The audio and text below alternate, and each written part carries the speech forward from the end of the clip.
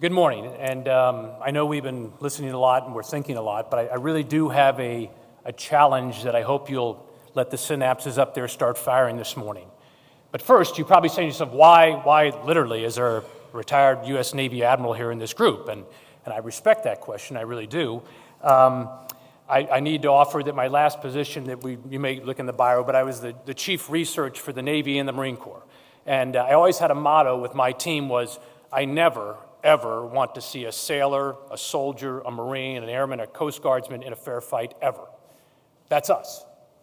And so when you come to a land warfare conference, let me also offer that I was one of the few Navy admirals ever to complete the Land Component Commander course at Carlisle. So I have a little bit of that. But let's get better than that. Really what happens is I was born on an Army base. My grandfather was at Belleau Wood. My father was at Normandy and at Incheon. My brother was armor in Germany. My cousin was armor in Germany. And somehow I turned out to be a Navy guy.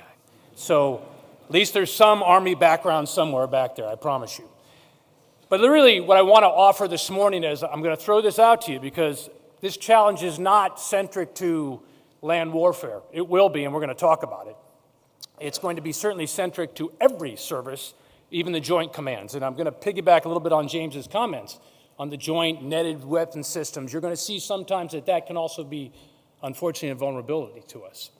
So, if I may, let's just quickly capture a little bit of what's out there.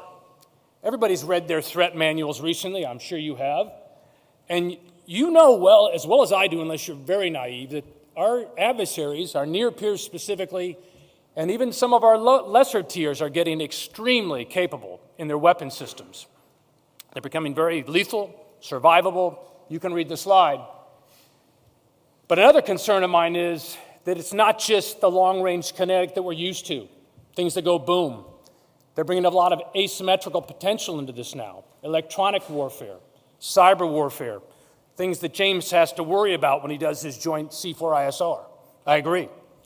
What really concerns me, though, what's the real bad news out there? Guess what? They're exporting that stuff everywhere. If you just go just around the corner down near the Crimea, go to Syria with ISIL. Go somewhere near Syria, Iraq, Afghanistan, some of the things even in Yemen today that we're seeing. It's here. And it's not just in the hands of the big near peers. Today, every month from now on, they're going to get better and they're going to start, unfortunately, filtering that out to those other rogue groups, extremist groups.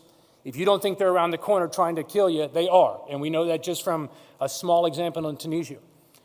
So what I think really we need to ask ourselves, and don't worry, this isn't just, I'm not challenging the group. I think I have some solutions for us to consider. Are you really ready for a full spectrum that's not just long-range kinetic, but it's also full spectrum asymmetrical, coming at you from every vector? Are you really ready for that? Again, what's my point? We always want to win. We have to have the most effective and cost-effective weapon systems, but we want to bring every soldier back. We want to bring every Marine back. Can we do that with this environment? I'm not sure today. Are we ready? So let me just take a sliver, and this isn't to make James feel worse and make him take his medication like we always do to kind of feel better and sleep at night, but the point is, I just took a snapshot last week, one 24-hour period, 22nd to the 23rd of June. That's the kind of cyber, just one piece, just one element that we have to deal with. I'm not going to repeat all these. You can see where most of them are coming from. And if you don't think they're real, Estonia, 2007, Georgia, 2008, Saudi Arabia, Iran, today, it's happening. You can open up our press reports in the U.S. We're getting hacked all the time. What I'm trying to also offer is it's not going to take them long, and I'm not even talking about the near peers, for them to realize, how do I get into your system? How do I corrupt that system? Can everybody agree that one of our huge advantages today that we all experience, we are a very net systematic warfare. That's our advantage. Joint C4ISR, that's how we get the bad guys. We win because of that. Well, guess what? They're going to get in there. And it's not just at the Tactical Operations Center or FOB. No, I contend you're going to start to see this even at a main battle tank, armored vehicle. Are we ready? Again, I'm asking you this question. So, we've seen how it's affected the public networks. Oh, it's there, and I can't go into great detail in this forum. Classification is what it is, but you know what I'm talking about. Anyone that's in the service today, I recently just left. So how do we again, one of our huge advantages from a strategic to an operational to tactical, I'm talking from things up here all the way down to our dismounted soldier on the move. Part of what our huge advantage I alluded to a second ago is we can net all that. And frankly, it's joint. We can net with our Air Force. We can net with our Navy. We can net with our Special Forces, with our international partners. And that's how it works. We really are quite successful when we do that. But what I want you to consider for a second, and back to what I just talked about, the threat. Pick yourself, put wherever you want to be. I'm a naval aviator. I usually land on carriers. If you're an armor, put yourself in a main battle tank. Put yourself in something. Can you honestly say that you now have full understanding around that vehicle, that armored vehicle? What I really mean by that is, can you say, I know all the emissions that are coming inbound to me? Remember, that could be cyber, it could be EW, it could be a cruise missile coming right at you Mach 2. Do you know the countermeasures and you picking that up? I don't know. On the other hand, are you also able to then take that bubble that's around whatever, I'll take an airplane, can you sense what you're sending out? Now, the reason why I mention that is, think about it. We all know this. Targeteers, the less emissions, the less silhouette, the less signature, less of a target. Now, I'm talking full spectrum, though. We're going to get to this in a second. What I'm telling you, though, is if you can measure that and you can be very precise in your tactical comms coming out here or up there, or understand your signatures, even your heat signature on an IR, you're now defeating the enemy's opportunity to target you. So I'm offering it's not just defensive, it's now offensive against them. And I'm including cyber techniques from us going out. So I think you understand how this is all netted and how it works. Now let me offer a potential solution. And I think, frankly, before I flip the page on this next slide, I want you to understand where we used to be and where we are now. And what I'm alluding to is the processing power we have is immense today. Moore's Law, you've read this before. We are just really turning tons and tons of data quickly, processing it. Even in our vehicles. That's good. That's a wonderful thing. Guess what? We're now also building very, very small combat apertures. I mean, things this size that can measure all sorts of emissions and can send out the right data links, the right comms, etc. So we got the form factor we need. And finally, we have the displays we need for the warfighter. Because I also need our soldiers and our sailors and Marines to understand, can I see this? Can I understand it? It's not just some digital Tron. I see what's coming inbound to me, or what do I have to be careful of? This we can use. So how do we do this? I offer to you that there is a new concept. I don't know if you are embracing it, but it's certainly bubbling in the Pentagon. And it's a concept called electromagnetic maneuver warfare.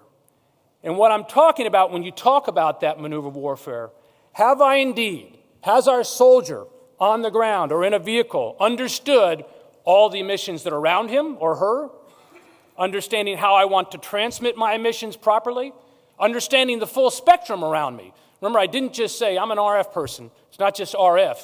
It could also be visual. It could be IR. Do you really understand that? And finally, do you understand the cyber component too? Because if you don't think there's ways to get into your systems, I guarantee you today there are. And if you want to go put your head in the sand, please welcome that. I think that's okay, but it would be naive. In my last position, I probably don't sleep so well at night because I know too much. But the reality is, we need to address this. So how do you really do it, though? I'm back to, if we have the processing power, and we have the displays, and we have the apertures that I can stick probably anywhere, and I can put them on a tank. I can put them on a Hilo. I can put them on a Humvee. I can even put them, guess what, in our soldiers' handheld radio. But it can't be good enough that you go, I got to make sure I got good tactical comms. No, sir. No, ma'am. It can't be good enough that I have classical EW against that heat seeker that's coming into me right now. It can't be good enough that I have emissions, SIGINT that I'm measuring. And we have the Signal Corps does a great job of that. I'm not trying to throw anybody under the bus.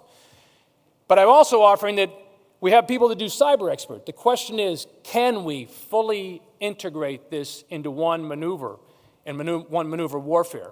And I contend where maybe 2 or 3 years ago we could not. For the features I just described now, those systems, all that you see right there, they're happening today. Those are not systems we don't have, they're operational systems. Now we have the processing power, the display power with the resolution we need, and again, the size that we can put on anything, and now we can actually get a fully integrated, full spectrum approach to protect our soldiers, to protect our sailors, our Marines, and frankly, to be offensive at the same time. So I want to leave us a little bit of time for Q&A, because I know that there may be some questions, and I frankly probably threw this out at you, and you may be wanting to come back at me with, I don't believe you. Well, let me just refine real quick.